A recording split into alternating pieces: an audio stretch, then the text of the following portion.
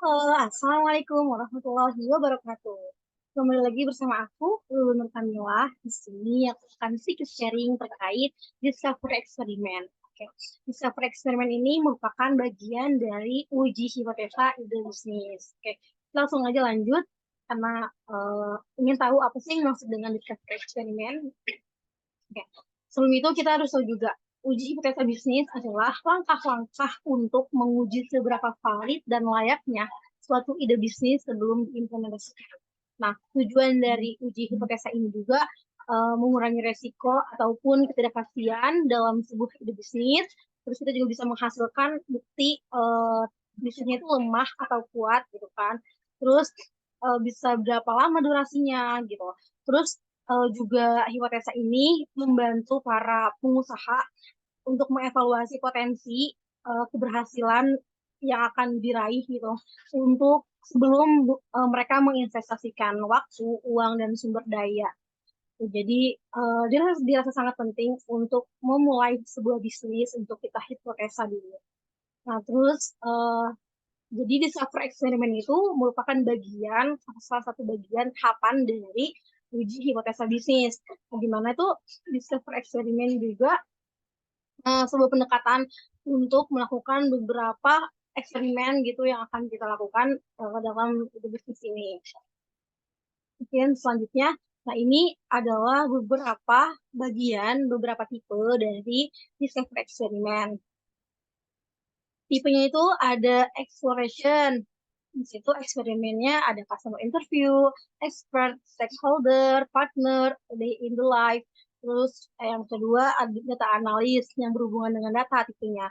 Seperti search trend analysis, web traffic gitu kan. Terus ada interest discovery tipenya. Contoh eksperimennya online ads, uh, email campaign, social media campaign gitu. Terus di sini ada banyak, ada sekitar 5 tipenya dan eksperimennya juga banyak. Nah, dan di setiap eksperimen itu seperti customer interview, terus search trend analysis, nah mereka itu punya bagian atau ketentuan-ketentuan yang bisa kita lakukan. Jadi kita akan coba nih yang berkaitan dengan ide bisnis kita. Kira-kira apa yang kira-kira cocok dan masuk gitu untuk kita uji coba pakai eksperimen apa gitu. Nah, di sini juga bisa dilihat dari sisi cost, setup time, runtime, terus evidence strength. Jadi kita juga bisa tahu kira-kira sampai mana eksperimen kita itu bisa dibuktikan gitu. Misalkan customer interview mungkin dari sisi cost, dari sisi keuangan dia nggak butuh banyak uang gitu, hanya dua gitu kan, hanya dua titik itu dua kekuatannya. Cuman evidence strength-nya juga ternyata cuma satu, jadi tidak betul-betul valid, tidak benar-benar bisa dibuktikan gitu, masih masih butuh untuk eksperimen pendukung yang lainnya gitu. Oke. Lanjut, nah jadi di sini aku punya ide bisnis. Ide bisnisnya itu layanan jasa titip makanan, mahasiswa IIGS, dan karyawan ISU. Jadi ide ini berawal dari sebuah masalah, sebuah sumber yang aku ketemui di lapangan bersama teman-teman. Jadi di mana banyaknya mahasiswa ataupun karyawan mengeluh saat jam istirahat makan siang karena liftnya penuh, karena tempat makannya penuh ataupun nanti kehabisan dan buang-buang waktu untuk turun naik doang, terus ngantri, ramai. Dan permasalahan ini kita buatkan sebuah ide yaitu layanan jasa titip makanan untuk mahasiswa ISP Business School dan karyawan. Baru hanya dua ini yang kita cakup tuh. Nah, terus di sini aku memakai pendekatan eksperimennya itu dua. Yang pertama customer interview, itu eksperimen pertama. Yang kedua discovery survey, eksperimen kedua. Lanjut aja langsung. Tadi untuk yang pertama customer interview. Di sini customer interview merupakan yang berfokus untuk mencari tahu customer terkait dengan kinds, gains, and willingness to pay gitu. Jadi kita di sini mewawancara yang kira-kira akan menjadi customer ataupun subjek dari project kita ini.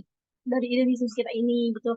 Untuk kita cari tahu apa kekurangannya, apa permasalahannya, apapun harapannya gitu kan. Nah, tadi juga sudah dibahas di awal kalau untuk customer interview di sini cost-nya 2, kekuatannya juga cuma 1, runtime-nya 2, setup 2.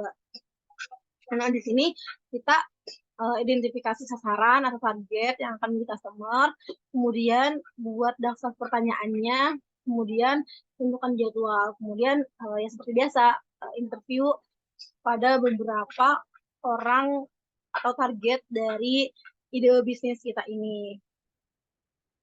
Gitu. Dan tujuan dari customer interview ini juga untuk mengumpulkan informasi langsung dari calon pengguna dan untuk memvalidasi apakah ide ini berkaitan, apakah ide ini membantu atau nyambung gitu dengan permasalahan mereka. Dan seperti itu. Nah, di sini ada test card di mana yang sudah kami tim isi. Di sini ada customer interview seperti yang tadi, kami dari tim 3, kemudian di sini ada hipotesis.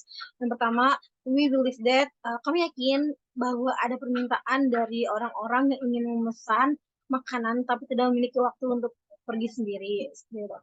Kemudian eksperimennya kami menginterview 12 karyawan dan mahasiswa selaku pengguna dari sisi metrik ataupun end measure dari segi pengukurannya, kami memahami keresahan yang sering dialami saat istirahat dan makan siang.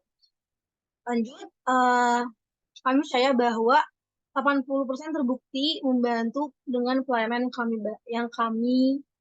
yang baik dari kami. Jadi setelah kita menginterview, kemudian kita sudah mendapatkan hasilnya, jadi kita bisa mengetahui apakah dari interview eksperimen yang kita lakukan ini itu bermanfaat atau berguna gitu bagi mereka yang mempunyai keluhan seperti itu. Selanjutnya, di sini kita juga lanjut untuk eksperimen yang kedua, yaitu discovery survey.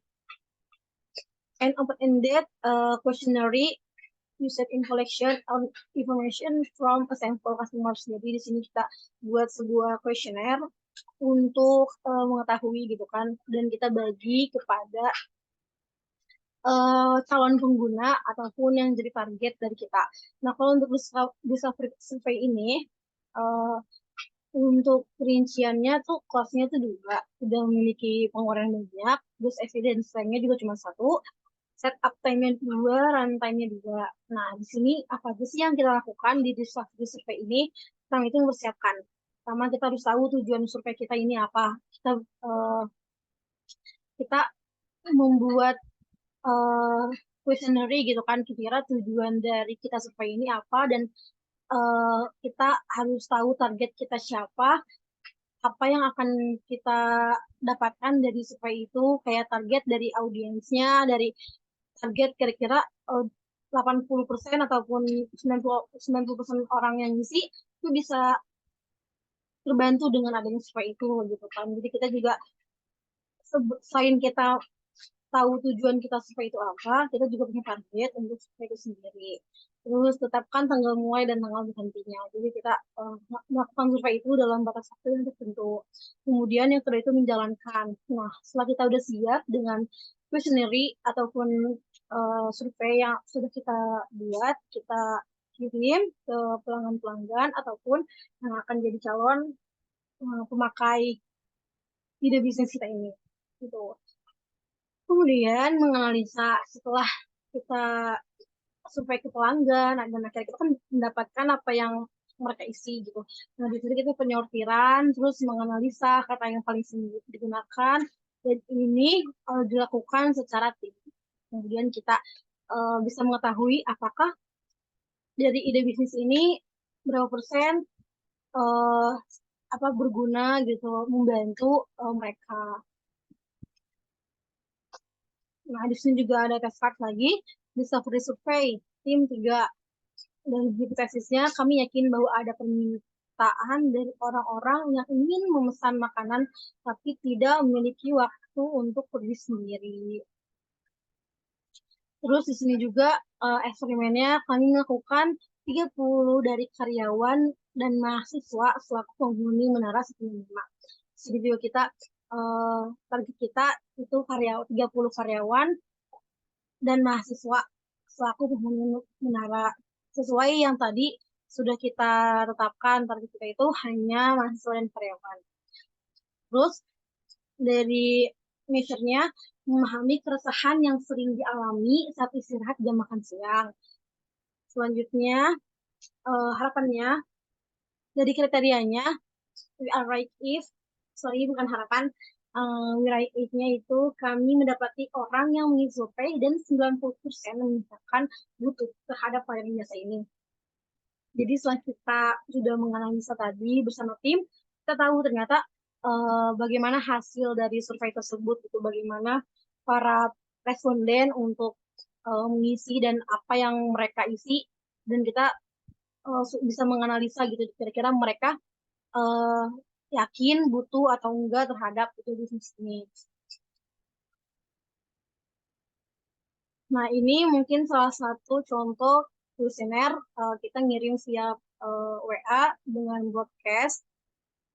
Seperti ini formatnya. Dan tadi kita kan 30 karyawan dan mahasiswa. Tapi ternyata yang ngisi ada 34 responden yang ngisi. Mungkin ini bisa dilihat juga di sini ada linknya, link untuk mengetahui siapa aja respondennya ataupun isi dari kuesioner tersebut. Mungkin sekian, kurang lebihnya mohon maaf. Mungkin ini aja yang bisa aku sharing. Oke, sampai sampai nanti. Bye bye. Assalamualaikum warahmatullahi wabarakatuh.